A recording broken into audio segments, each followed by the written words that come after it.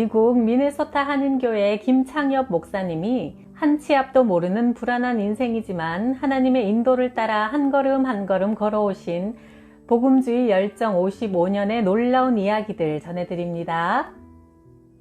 1950년 6월 25일 라디오에서 전쟁이 일어났다는 아나운서의 음성이 들렸다. 그러나 우리 육군이 지키고 있으니 서울 시민들은 안심하고 기다리라는 내용의 긴급 보도였다.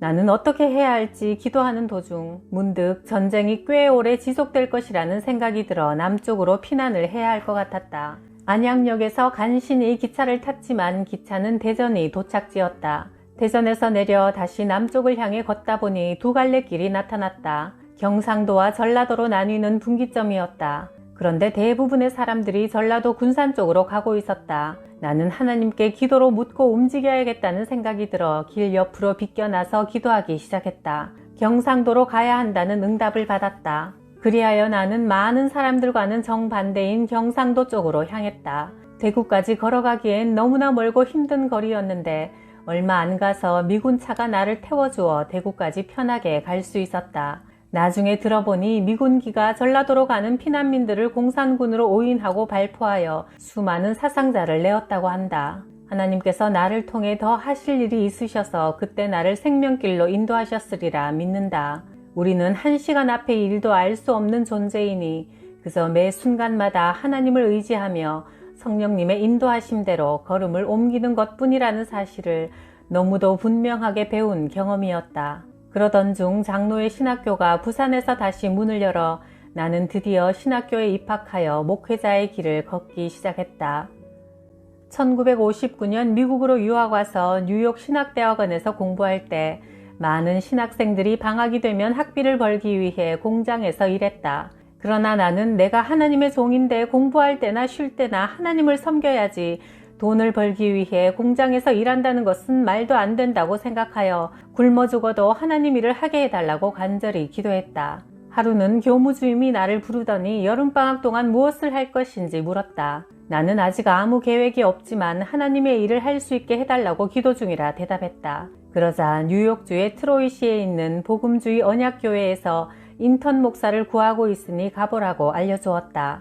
나는 기도의 응답이라 생각하고 하나님께 감사드렸다. 그곳에서 지낸 3개월은 목회 현장에서 일어날 수 있는 모든 상황을 결혼식부터 장례 집례까지 경험하고 배우는 귀한 시간이었다. 방학 때마다 하나님은 그 후로도 여러 다양한 미국 교회에 가서 사역할 수 있도록 문을 열어주시며 나를 주의 종으로 훈련시켜 가셨다. 센트럴 신학대학원 근처에 미네소타 대학이 있었다. 특히 공과대학과 의과대학이 유명했는데 한국에서도 많은 인류대학 출신 학생들이 이 대학에 공부하러 와 있었다. 나는 한국 유학생들을 대상으로 성경 공부를 시작했고 처음에 10여 명가량 모였는데 나중에 50여 명에 이르자 크리스천 펠로우십 교회가 되었다. 교회를 시작한 지 얼마 안 된 어느 날 어떤 여인이 떨리는 목소리로 전화를 해왔다. 제 남편이 박사학위 공부 중이었는데 어젯밤 갑자기 죽었어요. 목사님 도와주세요. 그녀의 남편은 주어진 프로젝트가 너무 힘들어 매일 술을 마셨는데 그것이 그만 중독이 되어 죽음에 이르고 말았다. 나는 한국 유학생들이 너무나 힘들어하는 것을 알게 되어 매일 저녁마다 한 사람씩 방문하여 기도해주고 복음을 전하자 교회는 점점 부흥해 갔다. 한 번은 10여 명의 사람들이 모여 교회에 대해 한마디씩 불평을 늘어놓았다. 외롭고 힘든 유학생활에 술 한잔하는 재미도 없으면 무슨 낙으로 사나? 게다가 목사님 설교도 맨날 십자가, 예수, 성령 얘기만 하니 지루하고 듣기 힘들어. 그래서 내가 이렇게 답변했다. 여러분 가운데 의사가 몇 분 계시는데 환자가 여러분이 처방한 약을 써서 못 먹겠다고 하면 그냥 먹기 좋은 달콤한 약으로 바꾸어 주겠습니까? 나는 영적인 의사입니다. 하나님께서 나를 목사로 만들 때 철학을 말하고 심리학을 말하라고 하지 않았습니다. 단지 하나님의 말씀만 전하라고 하셨습니다. 구약과 신약만이 영혼을 살리고 인생 문제를 해결하는 명약입니다. 그러자 학생들이 머리를 숙이며 말했다. 목사님, 우리를 참 믿음의 사람들로 훈련시켜 주십시오. 하나님의 말씀 위에 굳건히 바로 서자 교회는 계속 부흥했다. 에릭슨 박사의 목회 심리학 시간대의 일이다. 발표가 끝나자 교수가 내게 질문했다. 당신이 가장 사랑하는 교인이 간음죄를 지었습니다. 당신은 목회자로서 이 문제를 어떻게 치료하겠습니까? 내가 대답했다. 나는 성경 마태복음 18장 15절 이하에서 예수님이 말씀하신 대로 치리할 것입니다. 그 사람에게 상황 설명을 솔직하게 듣고 알아본 후 그 일이 사실이라면 그가 죄를 고백하고 회개할 수 있도록 권고하고 교회 앞에 이 문제를 내놓고 온 교회가 사랑으로 덮어주며 그를 위해 기도해 줄 것을 요청할 것입니다. 그리고 집사직을 내놓고 교회를 위해 조용하게 봉사하도록 훈계하겠습니다. 그래서 그가 다시 주님 앞으로 돌아올 수 있도록 기회를 줄 겁니다. 그러나 만약 그 사람이 회개하지 않으면 두세 사람이 함께 가서 다시 권면하고 그래도 회개를 거부하면 교회 앞에 이 문제를 내놓고 그래도 회개를 거부하면 교회의 교제 밖으로 내보내어 이방인같이 여겨야지요. 그러자 교수가 반박했다. 그런 식으로 성경을 곧이곧대로 적용하여 출교하면 당신 교인들 다 내보내야 할 겁니다. 내가 다시 반박했다. 미국 교회는 그래서 잘못되었습니다. 성경적으로 단호하게 징계해야 할 것을 징계하지 않으면 교회가 썩게 되지요. 치명적인 죄를 지었는데도 은혜롭게 처리한다는 미명으로 죄를 쉬쉬하며 인간적으로 덮기에만 급급하면 교인들이 죄 짓는 것을 두려워하지 않게 됩니다. 아마도 그래서 미국 교회가 이렇게 되었나 봅니다. 세상의 흐름에 맞서지 못하고 오히려 동조하며 떠밀려가는 것은 성경의 권위를 인정하지 않기 때문입니다. 나는 미국에 와서 15년 동안 한국에 가지 못하다가 1973년 처음 한국에 와서 영락교회를 비롯한 여러 큰 교회에서 말씀을 전하고 성도들에게 말했다. 다 눈 감으세요. 그리고 예수님을 나의 구주와 주님으로 영접한 사람 손들어 보세요 했더니 10명 중에 1명밖에 손드는 사람이 없었다. 나는 그 자리에서 다시 십자가 복음을 전했고 예수님을 믿는 사람은 손을 들어 표하라고 하니 그때서야 90%의 사람들이 손을 들었다. 나는 그들을 강대상 앞쪽으로 나오라고 초청하여 구원의 확신과 천국의 소망과 성령의 충만함을 주시기를 간절히 기도해 주었다. 그러면 그들은 눈물을 흘리며 예수님을 믿겠노라 믿음의 결단을 했다. 나는 한국 교회도 미국 교회와 다를 바 없이 복음이 필요하다는 사실을 깊이 알게 되었다. 오랫동안 교회 생활은 해왔지만 예수 그리스도를 인격적으로 만나지 못하고 구원의 확신도 없이 그저 습관적인 종교 생활을 하는 사람들이 너무나 많았다. 그리스도의 복음을 성경 그대로 순수하게 전하는 교회보다 사람의 지혜와 세상의 학문을 성경 말씀에 섞어 전하는 교회가 너무도 많다는 사실이 마음 아팠다. 뉴욕 브루클린에 있는 복음주의 개혁교회에서 여름 동안 사역할 사람을 구한다는 소식을 듣게 되었다.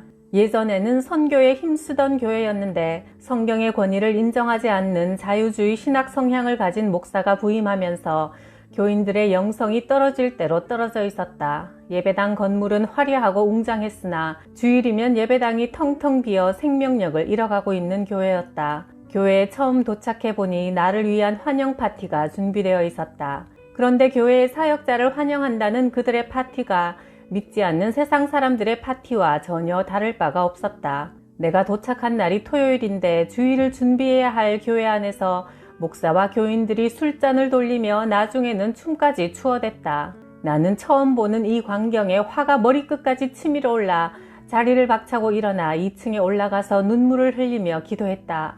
하나님, 내가 어떻게 이런 사람들 앞에서 복음을 전합니까? 내가 순수한 성경 말씀을 전하면 이 사람들이 코웃음 칠 것 아닙니까? 한참을 기도하고 있는데 담임 목사님이 나를 불러 내일 주일 설교를 준비하라고 했다. 내게 기회가 주어졌으니 힘을 다해 그리스도의 복음을 전하자는 각오로 주일날 아침 나는 하나님만 의지하고 예배에 참석한 교인들을 향해 복음을 부끄러워하지 않겠다는 담대함으로 외쳤다. 예수 그리스도가 십자가에서 죽으시고 부활하심은 우리를 구원하기 위함이요 성령의 충만함을 받아 기도와 전도에 힘쓰는 삶을 사는 것이 구원받은 자의 사명임을 서투른 영어로 선포했다. 예배를 마치고 사람들과 인사를 나누는데 모든 사람의 눈이 눈물로 젖어 있었다. 제가 25년 만에 참으로 귀한 생명의 말씀을 들었습니다. 귀한 목사님을 만나서 감사의 눈물이 나왔어요. 심지어 담임 목사님이 당신이 진짜 이 교회 목사요라고 했다. 나는 용기를 얻어 교인들의 명단을 달라고 하여 하루에 서너 명씩 만나 신방을 하면서 구원의 확신을 확인해 보았다. 그러나 안타깝게도 구원의 확신이 있는 사람이 단 한 사람도 없었다. 그저 교회에 오래 다녔다, 유아 세례를 받았다, 집사 장로라는 것만 이야기할 뿐이었다. 그런 그들에게 예수의 복음을 다시 한번 구체적으로 전했다.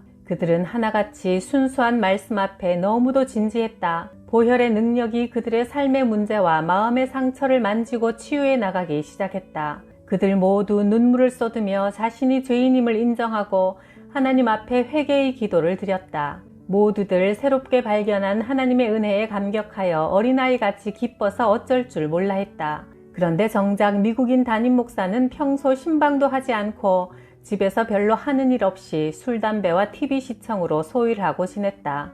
내가 신방을 마치고 늦게 집에 들어가면 밤길이 위험하니 빨리 집에 가라고 할 뿐이었다. 그와 격주로 설교했는데 내가 설교하는 날은 교인들이 많이 나왔고 담임 목사가 설교할 때는 교인들이 줄었다. 주일 오전 예배 외에는 다른 모임이 없어 나는 주일 저녁 성경 공부를 시작했다. 모이는 사람이 점점 늘어나 한 50명쯤 되었을 때 하루는 담임 목사가 나를 불렀다. 그의 집 안으로 들어서자 그 목사는 술잔을 앞에 놓고 담배를 피워 물고는 매우 화난 표정으로 말했다. 지금이 20세기인데 당신은 성령을 본 적 있어? 정말 성령이 살아있다고 믿고 있어? 만약 그렇다면 그 성령이 대체 어디에 있어? 내가 어처구니가 없어 다시 물었다. 그러면 당신이 아버지와 아들과 성령의 이름으로 세례를 주고 축도하는데 그 말을 대체 무슨 의미로 사용합니까? 당신이 삼위일체 하나님을 믿지 않으면서 교인들에게 어떻게 믿으라고 가르칩니까? 사실 난 성경에 나오는 기적들을 믿지 않소. 하나님이 말씀으로 천지를 창조했다는 말씀도 마찬가지요. 성경에 나타난 사건들 중 과학적으로 증명되지 않는 그 어떤 것도 나는 믿을 수가 없어. 예수의 부활도 천국의 존재도 확실히 모르겠어. 세상에, 목사라는 사람이 성경 말씀을 진리로 믿지 못하면서 지금까지 교인들 앞에서 성경을 가지고 설교를 해왔다니. 나는 그가 불쌍한 생각이 들었다. 술이 반쯤 취해 있는 모습이 처량해 보였다. 그는 가족관계도 좋지 못했다. 거의 매일 술을 마시고 아내에게 자주 화를 내어 그의 아내는 남편과 이야기도 하지 않으려 했다. 목회자의 가정이 이 지경이니 정상적인 목회를 기대할 수가 없었다. 이런 목사에게 맡겨져 있는 양들이 너무나 측은했다. 2해 여름을 그 교회에서 사역했는데 자유주의 신학의 병폐와 해독성을 뼈저리게 느낄 수 있었고 그리스도의 살아있는 복음의 능력도 생생하게 체험했다. 생명력을 잃어가던 교회에 영어도 서툰 외국인 목사가 와서 예수 그리스도의 십자가 복음과 성령의 역사를 선포하자 영혼들이 살아나고 교회가 2배로 부흥되는 일이 벌어졌다.